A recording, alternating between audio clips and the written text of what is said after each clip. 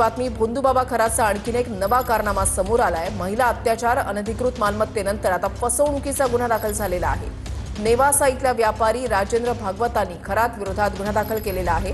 रत्न बसून देण्याचं सांगत व्यापाऱ्याकडची 20 ग्रॅमच्या सोन्याची अंगठ्या देखील त्यानं काढून घेतलेल्या आहेत। मी डिसेंबर 2022 मध्ये खरात यांच्या हुकस लँड डेव्हलपर्स ऑफिसमध्ये गेलो होतो। तर त्यावेळेस त्यांच्याकडे गेला असता त्यांना त्या ठिकाणी माझ्या काही आयुष्यात थोडीफार चढ-उतार येत होते। मी सर्जेनी त्या ठिकाणी त्यांच्याकडे गेलो होतो। त्यांना ते सगळं काही सुचवलं, सांगितल्यानंतर मला त्यांनी काही रत्न सांगितले होते की जे तुम्हाला एक सोन्याच्या अंगठीमध्ये परिधान करावं लागतील। माझ्याकडून काही सोन्याच्या अंगठ्या होत्या माझ्या हातामध्ये, त्या माझ्याकडून त्यांनी ठेवून घेतल्या सोन्याच्या अंगठ्या, की जे तुम्हाला मी एक 8 दिवसामध्ये माझ्याकडचे हिरे त्याच्यामध्ये मी तुम्हाला पेस्टिंग करून देईल।